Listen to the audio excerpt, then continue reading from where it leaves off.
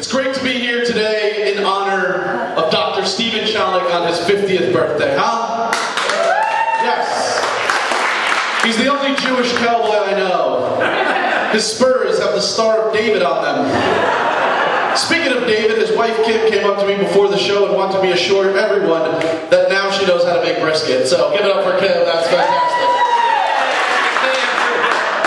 Stephen is a great man, a friend, a father, a soon-to-be grandfather. Congratulations, Jesse. I mean, it is a surprise party. I thought you should know, Stephen. Give it up for cousin Jesse here. Always with the singing and the dancing, right? What a little treasure. He's like a Jewish Justin Bieber right here.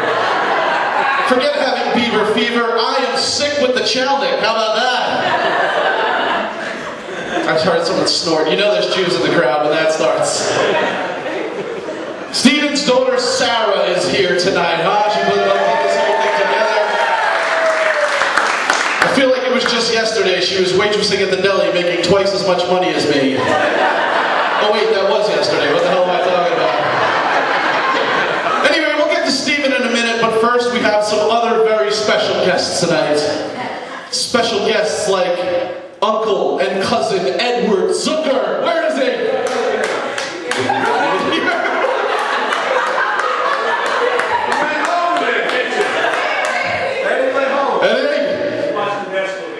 Of course he is, because to this day, Eddie remains the all-time leading basketball scoring champion in the history of Manalapan basketball. Yes, that's because Manalapan High School never had a black kid on the team. People know Eddie. He's the kind of guy everyone wants to talk to. Mostly to find out when the hell their t-shirts are coming. At Stephen's 47th, I told Eddie to make t-shirts for Stephen's 50th birthday party, and tonight he promised me they'll be ready tomorrow. Cousin Howard is here tonight! Where's Cousin Howard? Look at him. He doesn't even know he's here. How you doing, Howard? Here's a guy with a beautiful family, a lovely home, and a great business. Some of you don't know this. For a short time I worked with Howard.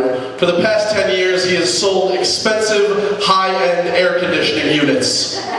He's also sold broken shovels, rusty lawnmowers, dirty Cabbage Patch Kids, Scrabble sets that are missing vowels, bikes with no brakes, undeveloped film that's been exposed to light, spoiled milk, Monopoly sets that are missing the money, chewed bubblegum, and his soul. So give it up for Howard. The weirdest thing Howard had for sale was a doll of himself that talks when you pull the string. However, nobody ever wanted to buy it because the Howard doll string is 4 miles long.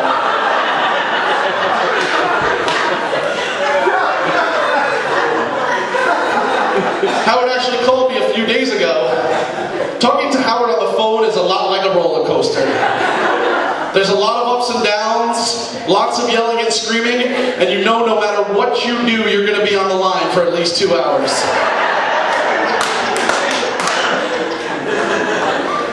Stephen's son George is here tonight.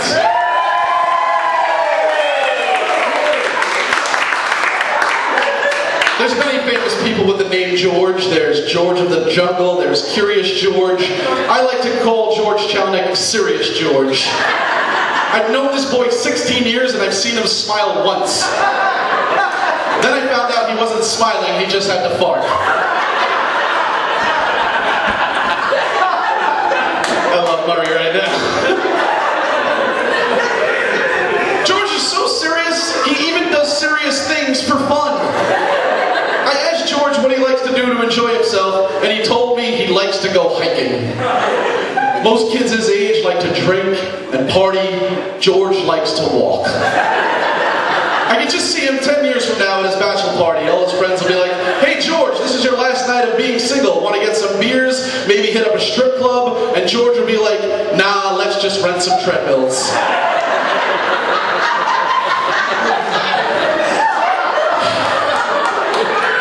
Thank you, Freddie. But he won't have to walk too much anymore because soon George will be getting his license, huh?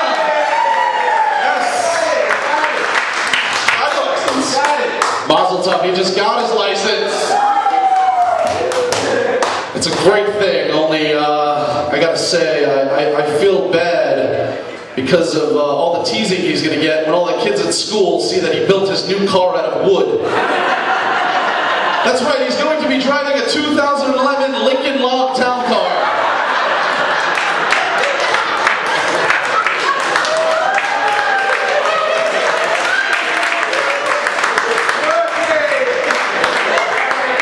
Everyone's favorite podiatrist, Cousin Adam, is here tonight. And here comes my favorite joke of the night. Adam is the kind of guy that lights up a room like the Empire State Building. He's actually got a lot in common with the Empire State Building. Both live in New York, both have seen about 2,000 feet, and both have about 150 different stories.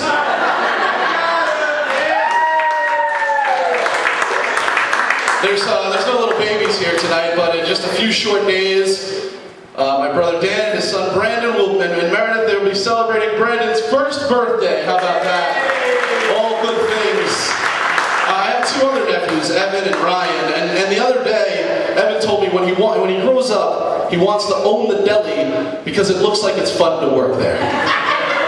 Fun, sure. Yeah. Just wait until he has to deal with only 80-year-old ladies that come up to the counter and say, "Excuse me, this tongue is too fatty. How could I possibly eat this?" I don't know how you could possibly eat that. I don't understand people that like eating something that can taste them back. But who knows, maybe one day Evan and Ryan and Brandon will be running the deli. All I know is lately I've seen a lot more black people in the Freehold area than ever. Wouldn't it be great if they just took over the area and in 20 years all the Jews panicked and moved to the Carolinas? I can just see my three nephews running the deli there. Customers would come in and be like, "I remember the old store." "Oh, you mean the one on Ralph Avenue in Brooklyn?" "No, you schmuck, the one in Pond Road in the shopping center in Freehold." "Yeah, those were the good old days, back when you could get a hot dog for only $3.25. We used to take the whole family down there, go to the mall, and finish the night with some $5 ice cream cones at Jersey Freeze. Things will never be that good again. Anyway, how much is my sandwich? $50, holy shit, listen, I should give you a discount because I moved down here, I was neighbors with your Uncle Matthew, he lives in the projects in Colts Neck." Speaking of mentioning uncles' names for discounts, let's hear it for Fred and Murray who are here tonight. Come on people, get loud, it's Fred and Murray. Don't worry about the noise, Murray, we already let the police know we're having this party.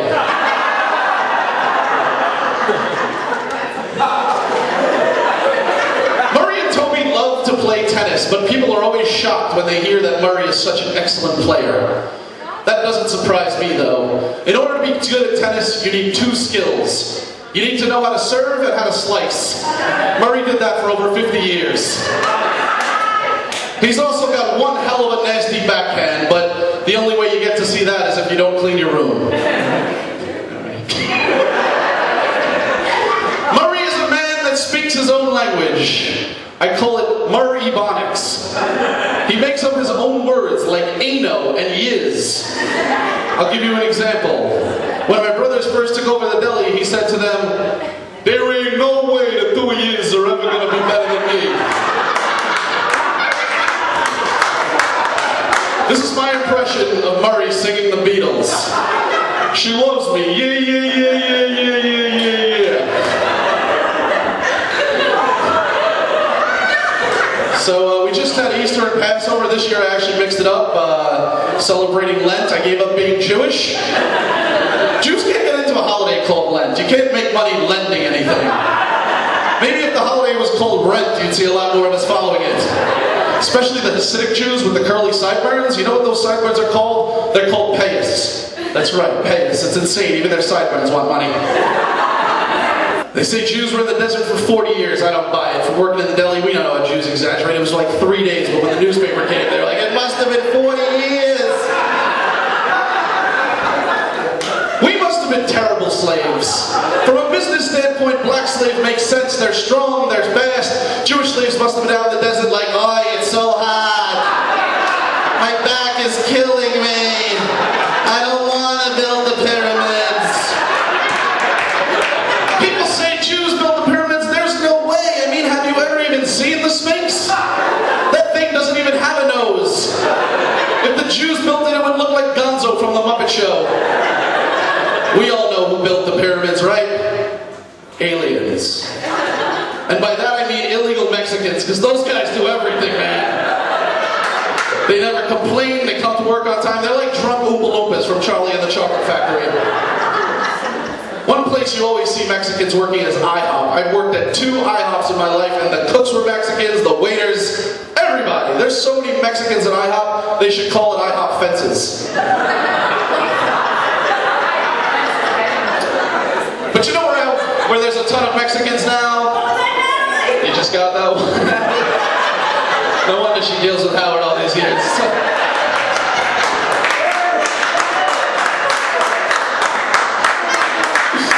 You know there's a lot of Mexicans now on the New York Mets.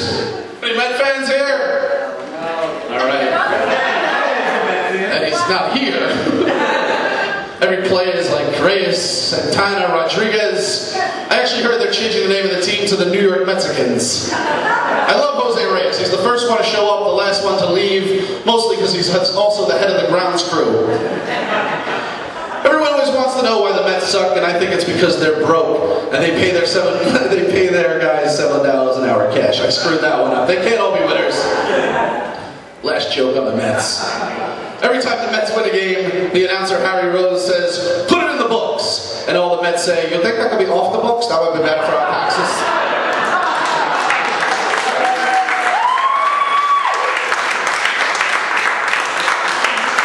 But tonight is a special night, and it's all about the birthday boy, Dr. Steven Chownick. One more time. Alright, I'll let you all in on a little secret. Steven actually knew about this whole party. This happens to be his best outfit. Steven's a wonderful chiropractor. He's great at adjusting things. Necks, backs, claims from Blue Cross and Blue Shield.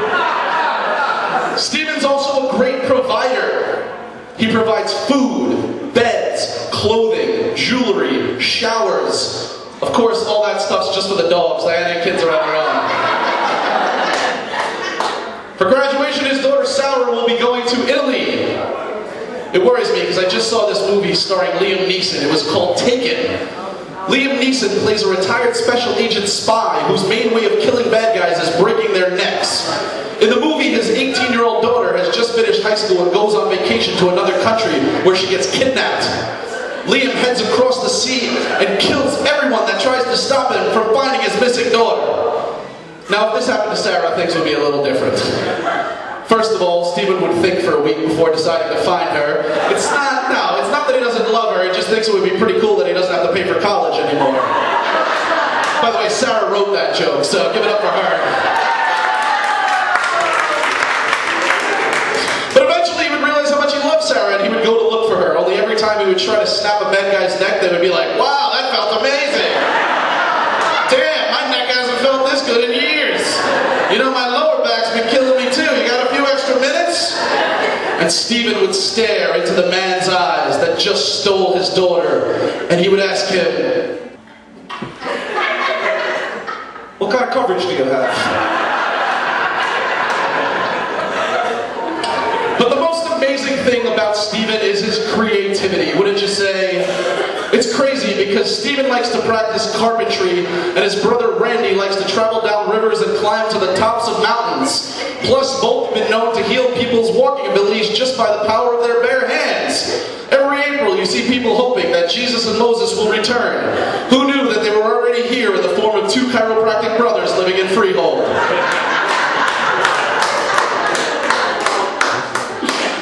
And for the last person we need to thank here tonight is Steven's lovely wife, Diana. How about it? This whole thing was her idea. She put this gigantic party together using nothing but sheer will, strength, determination, and all of Steven's money.